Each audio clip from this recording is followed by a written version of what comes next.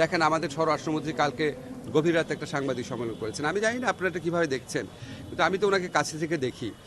কোনোবারই আমাদেরকে আমরা হতোদ্যম হই না, কষ্ট পাই, খারাপ লাগে যে কেন হচ্ছে এটা, এবং তারপর আরও দৃঢ় প্রতিজ্ঞার সাথে এটাকে ওভারকাম করার চেষ্টা করে সবাই।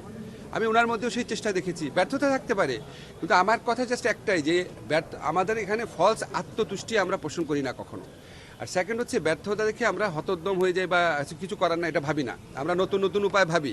আজকে যে আমরা এখানে আসছি সেটাও সেই নতুন উপায় ভাবার, আইন শৃঙ্খলা পরিস্থিতি উন্নত করার প্রচেষ্টার একটা অংশই। উনি আমাকে বলেছেন, আমি বলেছি আমি যদি কোনোদিন দায়িত্ব পাই আমি জীবন নিয়ে চেষ্টা করব।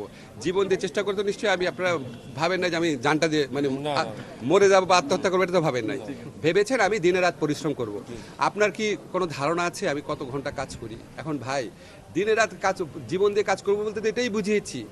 আমি দিনে অ্যাভারেজে 12-13 ঘন্টা কাজ করি। যখন আমি ঢাকা ইউনিভার্সিটি টিচার ছিলাম অ্যাভারেজে 3-4 ঘন্টা কাজ করতাম। এটাই ভাই আমার কাজ। আর এটা যে আপনি বললেন যে আইন শৃঙ্খলা পরিস্থিতি, এ তো স্বরাষ্ট্র মন্ত্রণালয়ের কাজ। আপনারা একটা জিনিস সাথে একটা জিনিস গুলিয়ে ফেলেন কেন? পুলিশ কি করছে বা করছে না, বা রাস্তায় কি অপরাধী করছে, এটা তো আইনমন্ত্রীর কাজ না। তারপরেও তো আমরা কোঅর্ডিনেশন মিটিংয়ে বসি, এটা আমার স্পেসিফিক কাজ না, কিন্তু আমরা সবসময় কোর কমিটি মিটিং ওখানে যাই, কন্ট্রিবিউট করার চেষ্টা করি।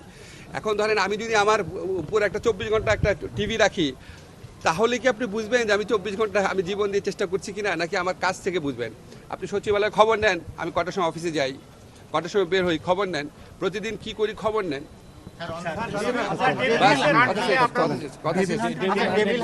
আচ্ছা না, ডেভিল হান্ট শোনেন, আমার কথা শেষ। আমরা একটা শোনেন, সমস্যা হয়েছে কি, আমরা একটা স্পেসিফিক প্রোগ্রাম করতে আসছি। এখন আমি যে আপনাদের এগুলি নিয়ে কথা বলছি, দেখা যাবে আমাদের শোনেন, দেখা যাবে আমাদের প্রোগ্রামের খবর নাই, অন্যান্য বিষয়ে কথা হচ্ছে। আমার প্রোগ্রাম সম্পর্কে যা আমার কথা বলা শেষ।